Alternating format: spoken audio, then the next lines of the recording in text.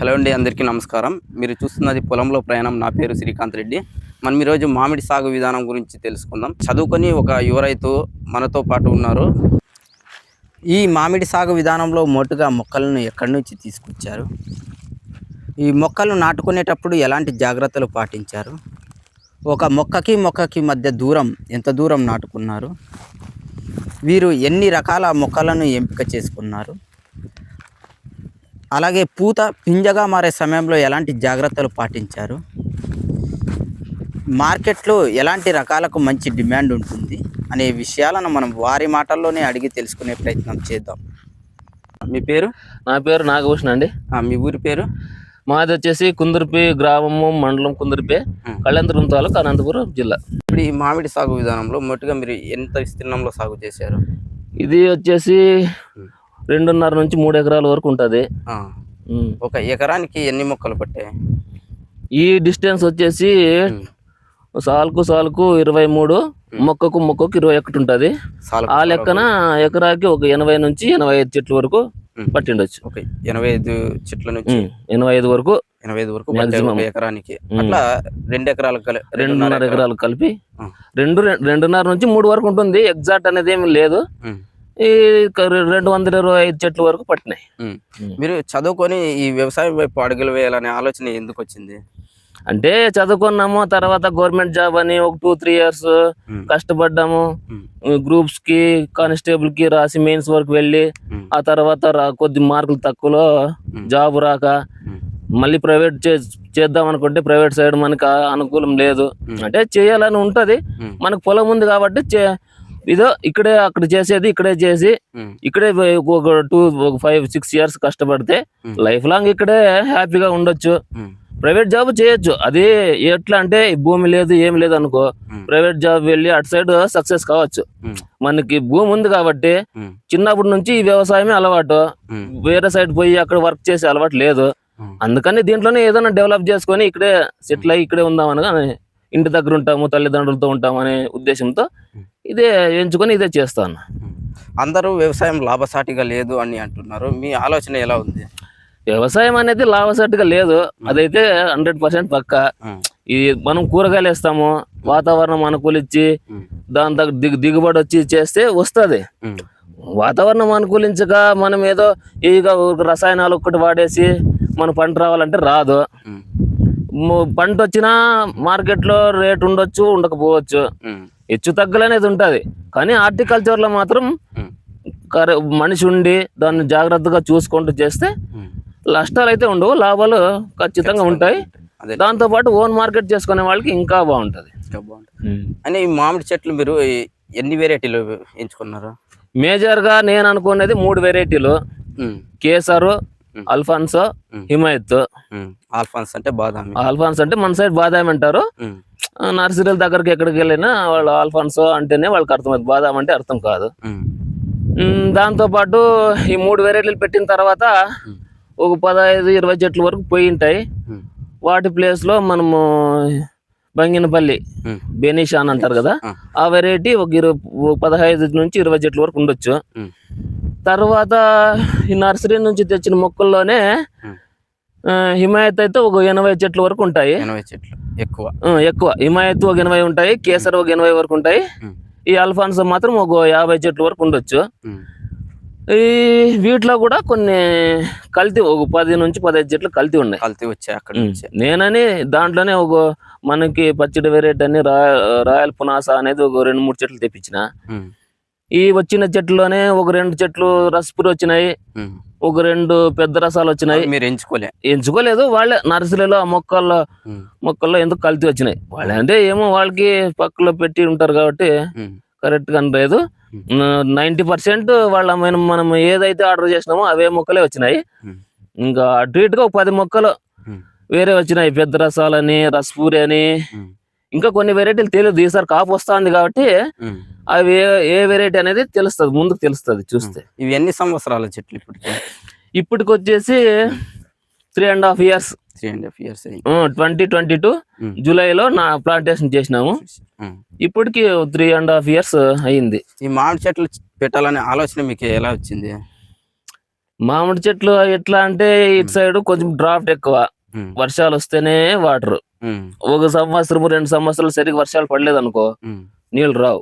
ఉమ్, మనము ఏదో మంచి మా సైడ్ ఇక్కడ ఎక్కువ ఒక్క అది పెట్టాలనుకుంటారు, ఉమ్, వర్షాలు రాలేదనుకో, ఉమ్, ఆ, మనకు ఎన్ని బోర్లు వేసినా వాటర్ అయితే పడదు. ఉమ్, మనము ఈ 5 ఏళ్ళు పెంచిన తర్వాత చేతికి వచ్చిన తర్వాత ఎండిపోతే ఉమ్, బాధపడాల్సి వస్తుంది. ఉమ్, టైము వేస్ట్, డబ్బు వేస్ట్, ఉమ్.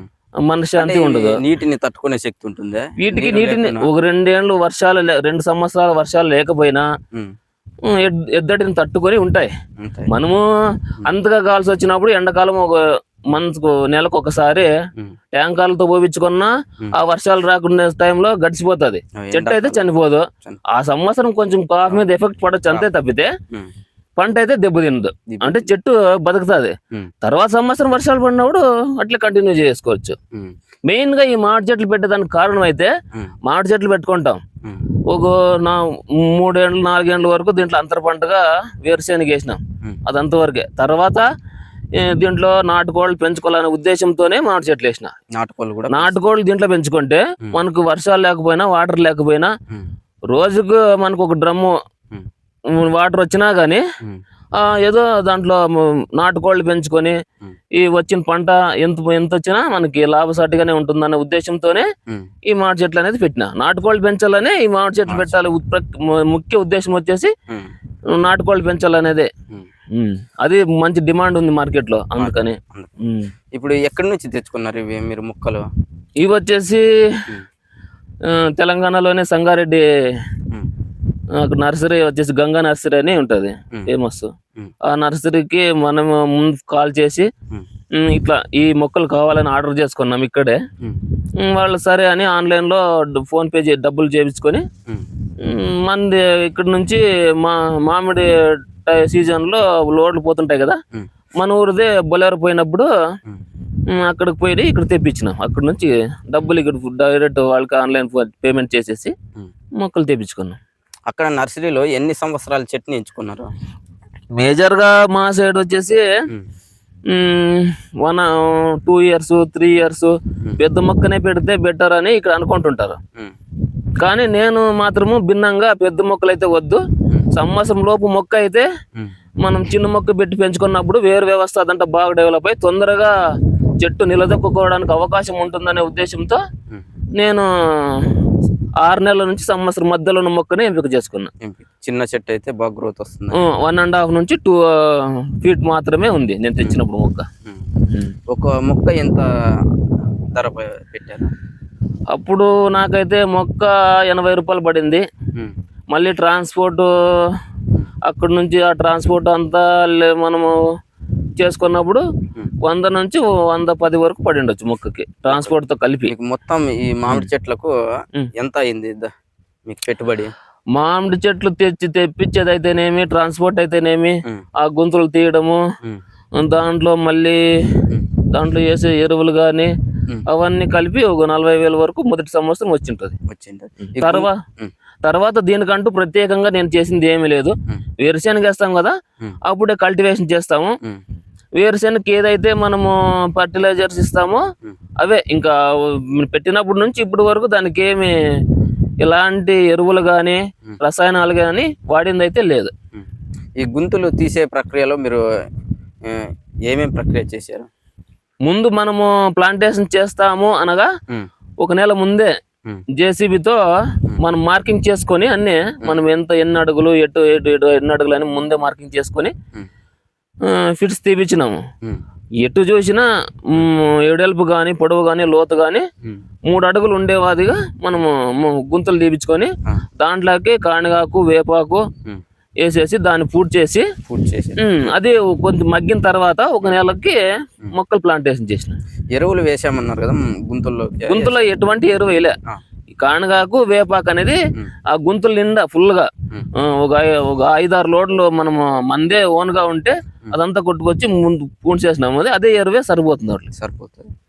ఉమ్, మనము అది ఎరువు వేసినప్పుడు ఏమన్నా కొరికి అట్లా పురుగులు వస్తాయనే ఉద్దేశంతో ఉమ్. ఎటువంటి ఎరువులు అయితే వేయలేదు. వేయలే. అవి ఎరువులు వేసుకోవాలనుకున్న ట్రైకోడర్మా, సూడోమోనాస్ ఇవన్నీ ఉమ్, కలిపి కల్చర్ చేసుకొని ఉమ్, 1 month ముందే కలుపుకొని చేసుకొని అట్లా వేసుకొని పెట్టుకోవచ్చు. కానీ అవన్నీ ఎందుకని నేను వేపాకు కనగాకు వేసి పెట్టిన.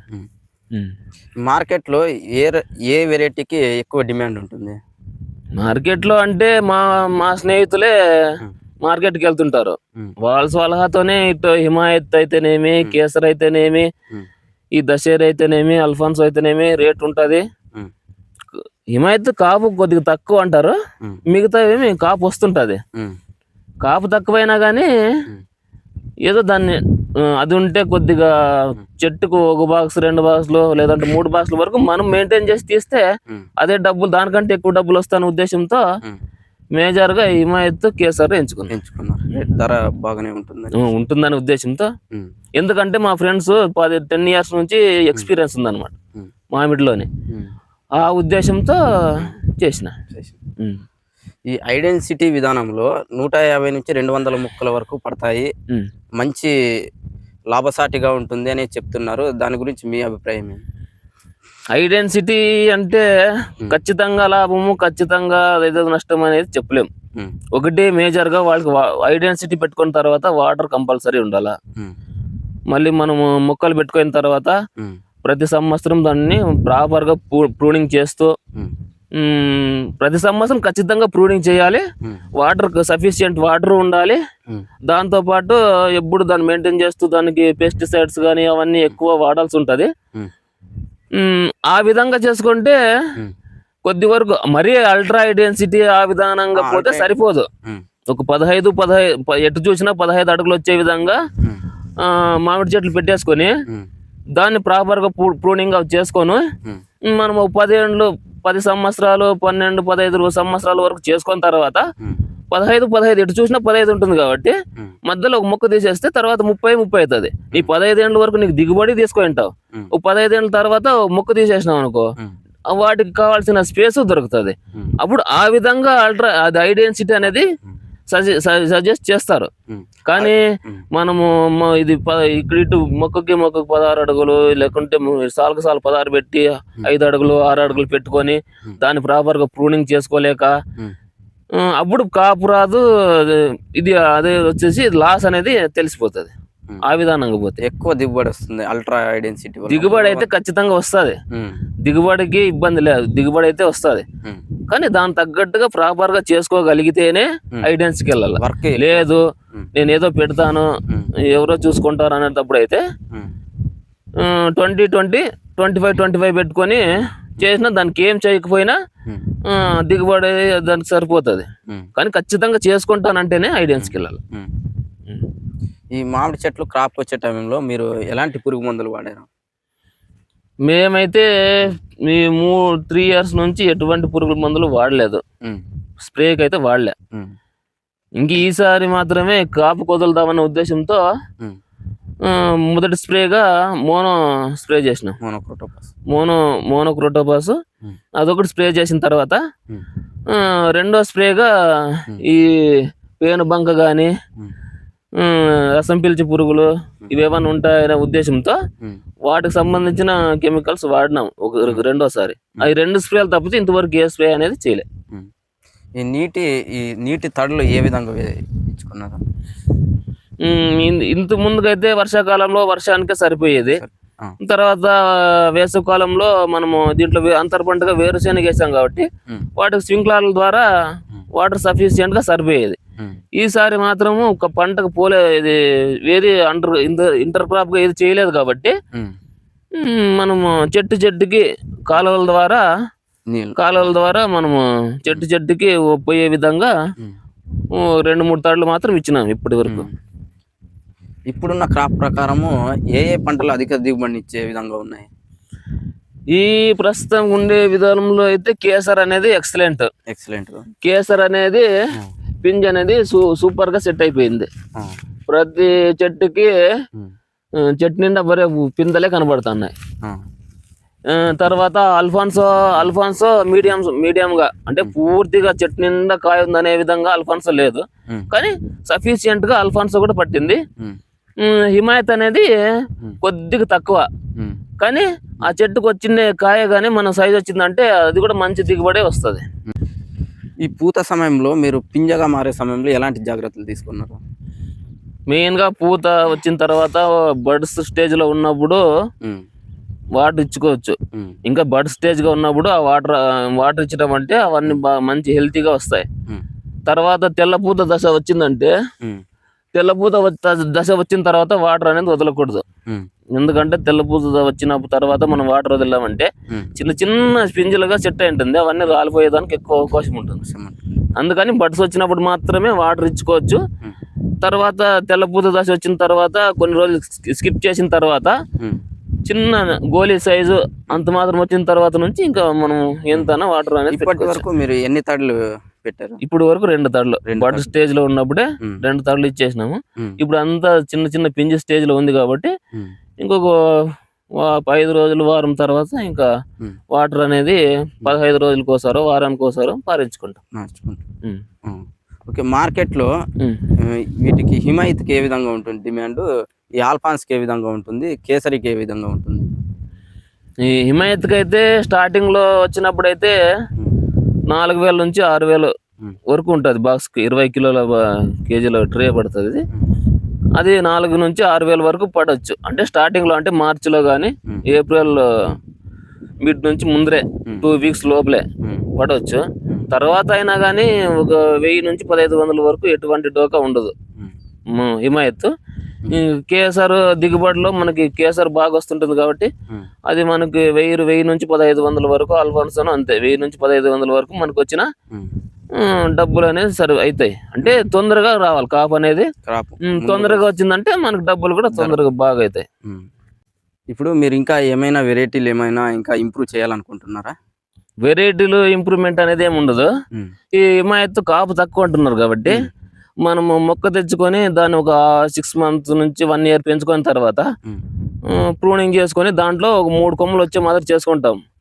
అందులో ఒక 2 కొమ్మలు హిమాయత్నే ఉంచుకొని మిగతా ఒక కొమ్మకి హై ఈల్డ్ వెరైటీలు ఈ బెనీషాన్ గానీ మల్లిక గానీ ఇట్లాంటి హై ఈల్డ్ వెరైటీలు ఉంటాయి కదా, ఒక కొమ్మకి అట్లా అంటూ చేసుకోవడం వల్ల ఈ హిమాయత్లో మనకి కాపు రాకపోయినా అదొక కొమ్మకి అంటు కట్టింటాం కాబట్టి అది ఖచ్చితంగా కాపు వస్తుంది.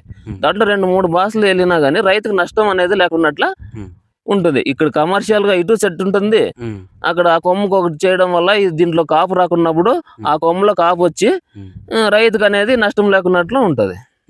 ఈ అంటు కట్టించే విధానం మీకు తెలుసా? దాని గురించి తెలుసా అంటే మనం కూడా యూట్యూబ్ లో చూడడమే. అంటు కట్టే వాళ్ళతో ఇప్పుడు యూట్యూబ్ లో పోయినా దండిగా మనకు దొరుకుతారు, కాంటాక్ట్ దొరుకుతుంది. కట్టించుకోవాలనుకున్నప్పుడు ఆ విధంగానే కట్టించుకోవచ్చు.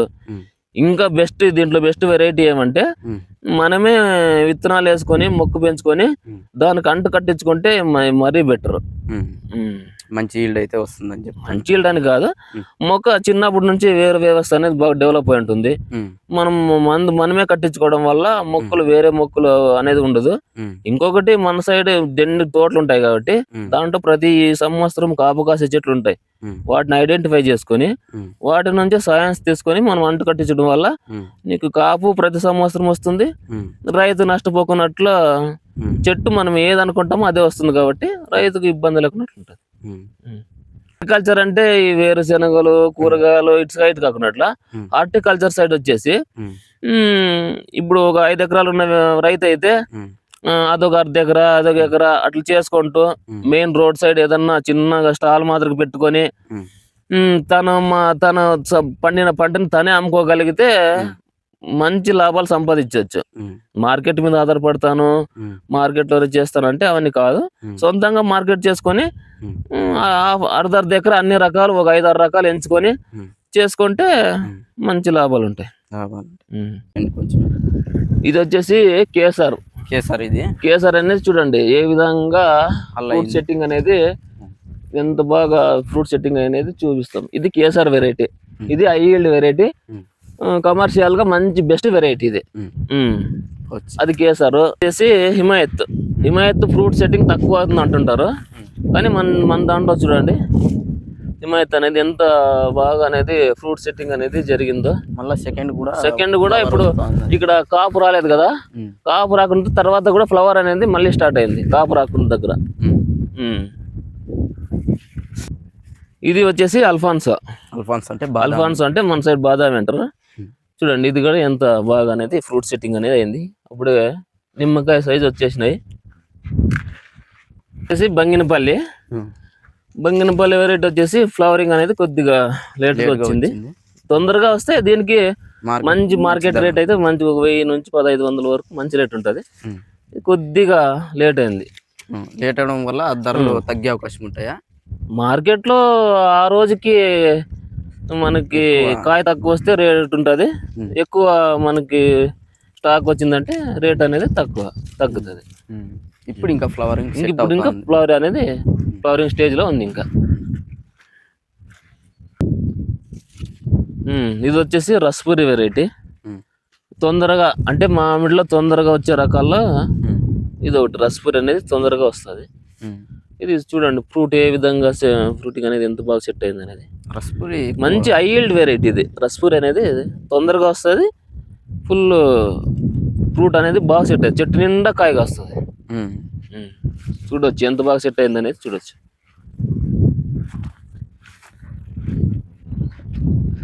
ఇది చెప్తున్నారు నాగభూషణ గారు. అలాగే వాళ్ళు మొదటగా చెట్లు అయితే సంగారెడ్డి నుంచి అయితే తెచ్చుకోవడం జరిగింది. ఈ గుంతలు తవ్వి అయితే కానగాకు, వేపాకు అట్లాంటివి వేసుకొని మొక్కలు తవ్వి మళ్ళా పూడ్చి తర్వాత ఒక అడుగు వరకు తవ్వి చెట్లు పెంచుకోవడం అయితే జరిగింది. ఆ తర్వాత వచ్చేసి మార్కెట్లో ఈ వెరైటీస్ గురించి తెలుసుకొని సాగు చేయడం అయితే జరిగింది. దీంట్లో అయితే ఒక 4 రకాలుగా మెయిన్ పర్పస్తో ఎంచుకోవడం జరిగింది. ఈ పర్పస్తో ఒకటి హిమాయత్, అలాగే ఆల్ఫాన్స్ అని బాదామి, మరియు కేసరి అని, బేనిష్ అని సాగు చేయడం జరిగింది. ఇంకా ఆయన ఒక ఇంప్రూవ్మెంట్ పర్పస్ కోసం అనేసి అంటుకట్టించుకోవాలని అయితే ఆయన అనుకుంటున్నారు. ఇది నాగభూషణ గారి మామిడి సాగు. మరొక పంటతో మీ ముందుకు రాబోతున్నాను. అందరికీ ధన్యవాదములు.